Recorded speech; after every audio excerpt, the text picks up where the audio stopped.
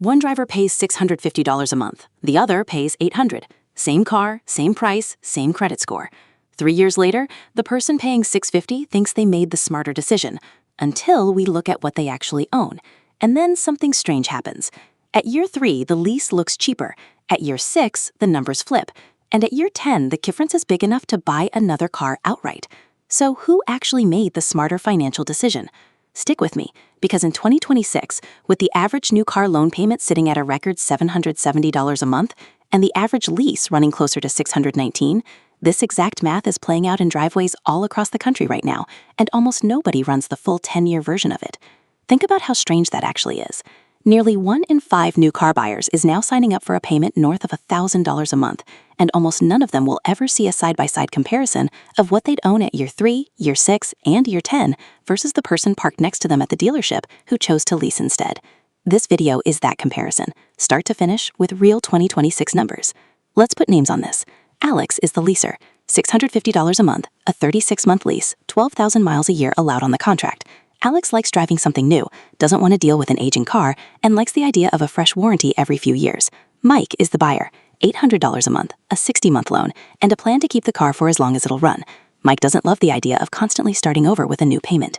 Both of them are looking at the same $50,000 vehicle, same zip code, same insurance market, same credit profile, both sitting comfortably in the well-qualified buyer tier that gets the best rates in 2026. For the first 3 years, Alex appears to be winning outright. Both of them, by the way, could have walked into the exact same dealership on the exact same afternoon. The finance manager offers both paths as if they're roughly interchangeable. You can finance it, or we can get you into a lease with a much lower payment. Most buyers never see what these two roads actually look like 10 years down the line. We're about to. It's worth pausing on why that gap exists in the first place. A lease payment is built almost entirely around depreciation over a short window. You're only ever paying for the slice of the car's life you're actually going to use. A loan payment is built around the entire purchase price, spread across principal and interest, regardless of how long you intend to keep the car. Structurally, that's why the lease payment nearly always starts out lower. It was never designed to cover the whole car, only a few years of it. Let's actually watch it happen. Alex pays $650 a month. Mike pays $800. That's a gap of $150 every single month, $1,800 a year. Over the first 3 years, that's $5,400 sitting in Alex's pocket that never left it in the first place. Alex gets a lower payment, a brand new car, full manufacturer warranty coverage, and completely predictable costs. No surprise repairs, no depreciation to think about, no maintenance beyond routine service. Compare it to the leaser's monthly bill, and Mike's higher payment doesn't look nearly as painful once you factor in that a real chunk of it was quietly building an asset the entire time, rather than simply renting the use of one. Mike, meanwhile, is absorbing depreciation on a car that's losing value every single day, paying interest on the loan, and carrying all the ownership risk that Alex simply doesn't have. At this point, if you told Alex he made the smarter financial decision, it would be hard to argue.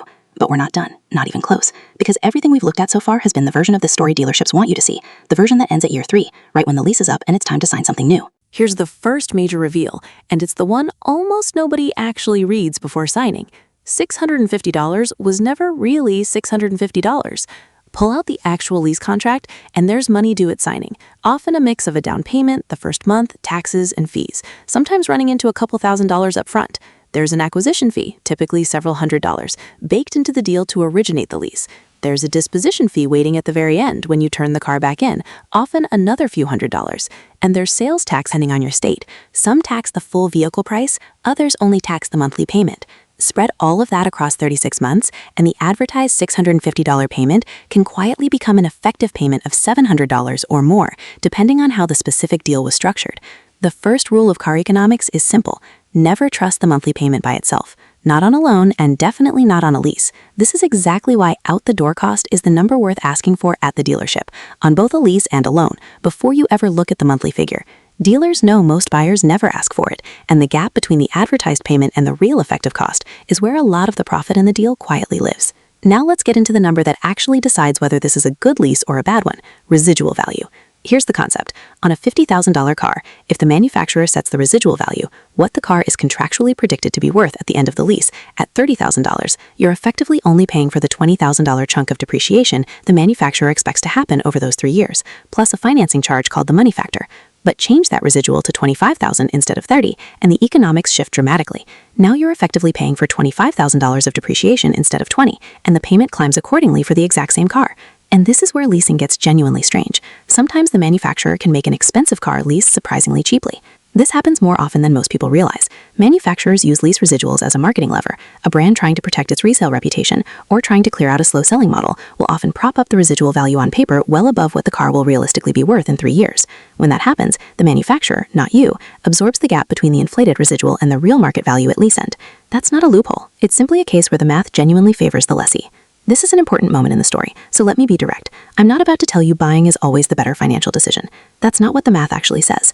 When a manufacturer sets a strong, generous residual value, layers in lease-specific cash incentives, subsidizes or subvents the deal by lowering the effective cost, discounts the capitalized cost below MSRP, or offers an unusually low money factor to move inventory, a genuinely good lease can beat a genuinely bad purchase. So if you came into this video expecting me to tell you leasing is always a financial mistake, you're going to be disappointed. It isn't. It depends entirely on the specific numbers behind the specific deal. Before we go further, if you're the kind of person who actually wants to see these numbers run out in full instead of just hearing a verdict, that's exactly what this channel does every week. Hit subscribe now so the next one lands in your feed automatically.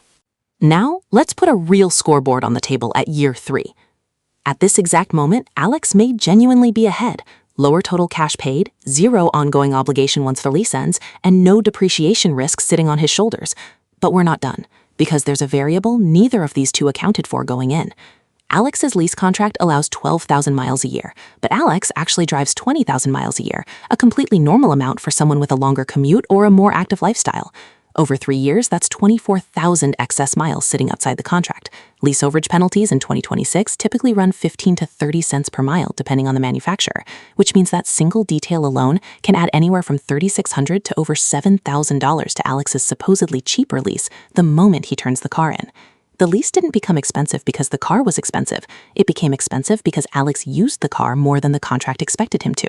If you're watching this and you drive more than the average American, over 15,000 miles a year, this is exactly the moment where your own math could look completely different from Alex's. Worth remembering before you sign anything. There's a broader pattern hiding in this detail too. Leasing was originally built around a fairly narrow assumption, a lower mileage driver who wants predictability and doesn't mind never owning the car outright. The further your actual driving habits sit outside that narrow assumption, the more a lease quietly stops being the cheap option and starts becoming a slow-motion penalty you won't see the size of until the day you turn the keys back in. Now, look at what Mike has at the same moment. His car is worth roughly $32,000. His remaining loan balance is $24,000. That's $8,000 of real equity sitting in his driveway. Alex, on the other hand, hands the keys back at the end of the lease and walks away with 0 equity, plus whatever mileage penalty just landed on him. So buying wins, right? Not so fast. Mike paid more every month to get there. He took on the depreciation risk himself instead of handing it to someone else, and his capital has been tied up in a depreciating asset this entire time instead of sitting anywhere else. Here's the twist that flips the entire story. Say the broader vehicle market softens unexpectedly. New model price cuts, a wave of off-lease inventory hitting used lots, whatever the cause. The car everyone expected to be worth $32,000 at year 3 is actually only worth $24,000. Mike's loan balance, $24,000. His equity, 0. The exact equity advantage he had a moment ago just evaporated because the market moved against him. Alex, meanwhile, locked in a contractual residual of $30,000 at signing, regardless of what the car is actually worth in the real market today. If the market value has fallen to $24,000, Alex can simply hand the car back, completely unaffected by that drop. This is one of the most overlooked economic advantages of leasing. You may be transferring some of the residual value risk to the leasing company instead of carrying it yourself. It works the other way too, and it's worth being honest about that side of it. If the used car market runs hot instead of soft, the way it did briefly in the early 2020s, an owner like Mike can end up with far more equity than anyone predicted at signing, while a lessee like Alex simply hands back a car that turned out to be worth more than the contract ever accounted for. Leasing doesn't eliminate depreciation risk, it just moves who's holding it when the dice land. This is the mid-video turning point. Alex has now gone through his first lease and re-signed into a second one. New car, new $650-ish payment, new 3-year cycle starting over from scratch. Mike's loan, on the other hand, is completely paid off, $0 a month, no payment at all, just insurance, fuel, and maintenance on a car he owns outright.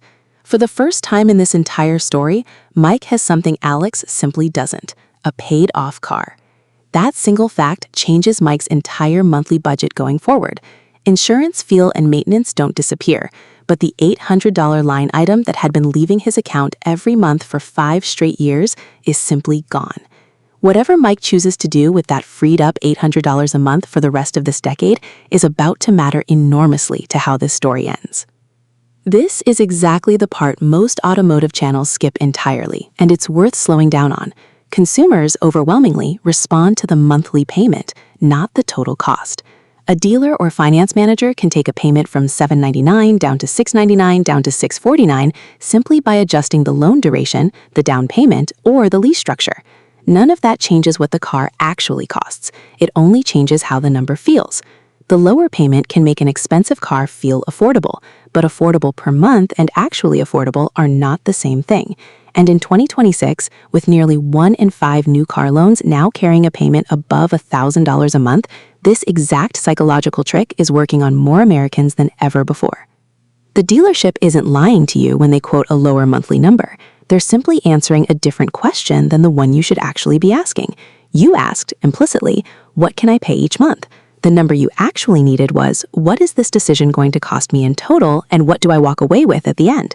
Those are two completely different questions with two completely different answers, and only one of them determines your net worth. This is where the analysis becomes genuinely about economics instead of just car math. Alex saves roughly $150 a month compared to Mike. If Alex takes that difference and actually invests it, say at a long-term average annualized return around 7%, that money starts compounding into a real investment account over the years. Mike, instead, is building equity directly in the vehicle itself. So this was never really a simple question of lease versus buy. It's a three-way question: cash flow versus vehicle equity versus investment return on the difference. And that's the version of this story that actually determines who ends up wealthier. To be fair to Alex, there's a real behavioral catch hidden in his side of this equation. Saving $150 a month only builds wealth if it actually gets invested month after month without fail for years. In practice, a huge share of the money saved by choosing the cheaper monthly payment simply gets absorbed into everyday spending instead. A nicer dinner out, a slightly bigger grocery bill, a subscription here and there. Mike doesn't have that problem because his version of saving happens automatically, locked inside the car itself as equity, whether he thinks about it or not. Now let's run the whole thing out to 10 years, the real climax of this story. Alex has cycled through roughly 3 separate lease terms over that decade, each one resetting the payment clock, each one paying its own signing fees, and never once building equity in a vehicle. If he genuinely invested his monthly savings the entire time, he could have a meaningful investment balance built up alongside all of that, but only if he actually did it instead of just spending the difference. Mike has one paid-off car sitting in his driveway for years, holding real, tangible equity, plus whatever smaller amount he was able to invest once the loan disappeared and freed up $800 a month.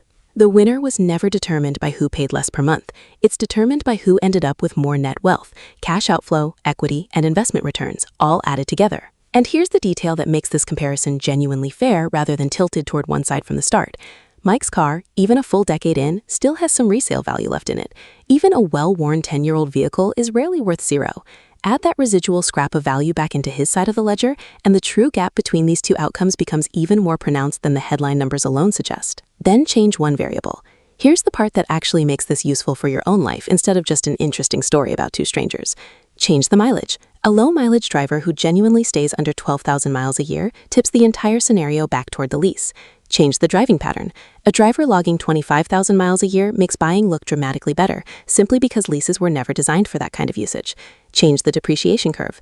A vehicle that loses value unusually fast can make leasing the objectively smarter move, since you're effectively offloading that risk onto the manufacturer. Change the ownership horizon. Someone who keeps a car for 12 years, the way Mike ultimately does, lets buying dominate almost every time, because the payment eventually disappears entirely, while a lease payment never does. Change the investment discipline. Someone who actually invests the monthly difference changes the opportunity cost math completely. Someone who just spends it does not get that same benefit at all. There is no universal winner here. There's only the winner for your specific numbers. Run your own 5 variables: your real annual mileage, how long you genuinely keep cars, the specific model's depreciation history, the actual residual on offer, and your own honest track record of saving versus spending, and you'll usually find the answer isn't even close.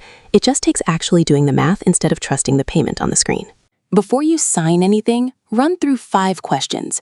How many miles do you actually drive in a real year, not the number you'd like to believe? How long do you genuinely tend to keep cars? What's the real effective lease cost once fees, taxes, and signing costs are included, not just the advertised number? What residual value is baked into this specific lease? And what will you actually do with the money you save each month? Invest it or simply absorb it into everyday spending? If you can't answer these 5 questions with real numbers, you don't actually know whether you're getting a good lease or a good loan. You just know what the payment feels like. Write them down before your next dealership visit. Better yet, run the numbers before you're sitting across from a finance manager whose entire job is to help you feel good about whatever number lands on the screen, because that's the worst possible moment to be doing math for the first time. Back to where we started. Remember Alex at $650 a month and Mike at $800? At first, Alex looked like the obviously smarter buyer. Then Mike built real equity. Then the market shifted and flipped the advantage right back toward Alex's side. Then mileage changed the calculation again. Then opportunity cost changed it one more time. And that's the actual lesson sitting underneath this entire video. The cheapest monthly payment isn't necessarily the cheapest car, and the most expensive monthly payment isn't necessarily the most expensive decision. The only number that actually matters at the end of it all is this: what did you spend, what did you risk, and what did you have left when it was over? If this kind of breakdown is useful to you, subscribing genuinely helps. This channel exists to run these exact numbers out to their real conclusion, instead of stopping at the sales pitch, and there's a lot more of this coming. But there's one problem we haven't talked about yet. What happens when you trade in a car that you still owe $10,000 more on than it's actually worth? Because that old car doesn't just disappear. It follows you, quietly, invisibly, straight into your next car.